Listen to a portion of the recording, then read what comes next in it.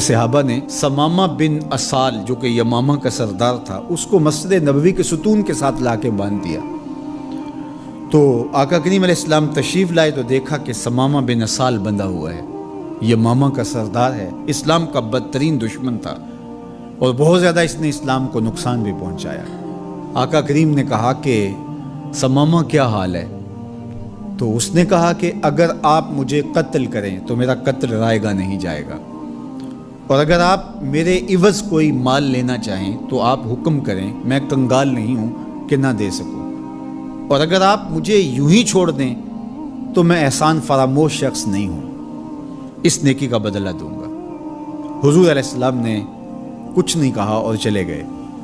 دوسرے دن حضور پھر تشریف لائے اور پھر کہا کہ ثمامہ سنا کیا حال ہے؟ اس نے یہی باتیں دوبارہ کی کہ اگر آپ مجھے یوں ہی چھوڑ دیں تو مجھے احسان فراموش نہیں پائیں گے، خاندانی شخص ہوں، اس کا بدلہ چکاؤں گا، اور اگر آپ میرے عوض کچھ لینا چاہیں تو کوئی کنگال شخص نہیں ہوں کہ کچھ دے نہ سکوں، اور اگر آپ جو ہے وہ مجھے قتل کر دیں تو کوئی معمولی شخص نہیں ہوں کہ میرا قتل یوں ہی بھلا دیا جائے گا، اس کے بدلے میں خون کی ندیاں بہیں گی۔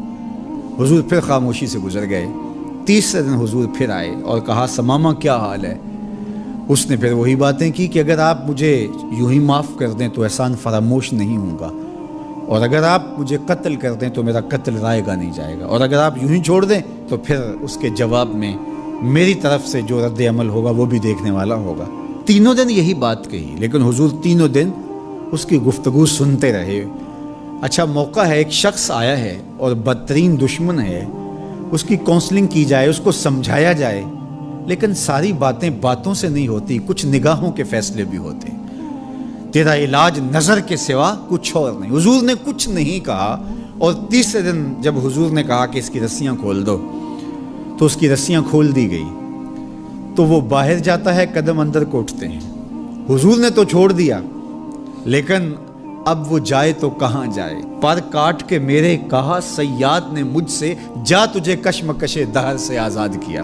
ہر قیدی رہائی مانگتا ہے، اور جب اس کو پروانہ ملتا ہے کہ آج تو جیل سے آزاد ہوگا تو وہ اچھلتا کودتا ہوا باہر آتا ہے اور جیل کے سوگوار ماحول کو چھوڑ کے بھاگتا ہے، لیکن جو زلف رسول کا قیدی ہوتا ہے وہ کبھی رہائی چاہتا ہی نہیں ہے۔ تمہاری زلف کے قیدی نرالی شان رکھتے ہیں، کبھی مانگا نہیں کرتے رہائی یا رسول اللہ۔ اب وہ باہر چلا گیا اور غسل کر کے پھر پلٹ آیا اور حضور علیہ السلام کے ہاتھ پہ بیعت اسلام کرتا ہے۔ اسلام لانے کے بعد اب وہ جو پہلی بات کرتا ہے وہ سنیے۔ وہ کہتا ہے حضور مجھے سب سے زیادہ اگر کوئی برا دین لگتا تھا تو وہ دین اسلام تھا، لیکن اب میری کیفیت قلب یہ ہے جتنا پیارا دین دین اسلام لگتا ہے کوئی اور دین ہے ہی نہیں، اور جتنے بھی دنیا پہ شہر موجود تھے مجھے شہر مدینہ ان میں سے معاذ اللہ اچھا نہیں لگتا تھا، لیکن اب میری کیفیت یہ ہے جنوں ویکھ کے اکھیاں ٹھر دیاں نے، جنوں ویکھ کے ٹھردا سینہ ہے، ربا تیری ساری خدائی وچوں بس اکو شہر مدینہ ہے۔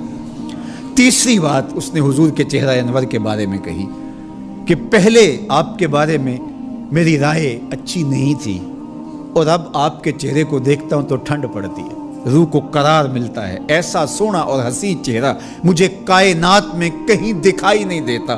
مکھ چند بدر شاہ شانی ہے، متھے چمک دی لاٹ نورانی ہے، کالی زلف تے اکھ مستانی ہے، مخمور رکھی ہن مد بھریاں۔ اب اسلام لانے کے بعد جو فوری تبدیلی اس نے محسوس کی اس کو بیان کیا۔ حضور کائنات میں سب سے محبوب چہرہ اگر مجھے نظر آتا ہے تو وہ آپ کا ہے۔ تو ادھر ایمان لایا اور ادھر دل میں یہ تغیر اور یہ تبدیلی پیدا ہوئی، تو ایمان کے ساتھ جڑی ہوئی محبت ہے۔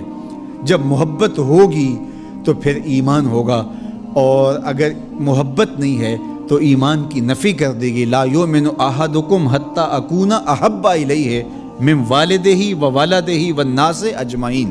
محمد کی محبت دین حق کی شرط اول ہے، اسی میں ہو اگر خامی تو سب کچھ نامکمل ہے۔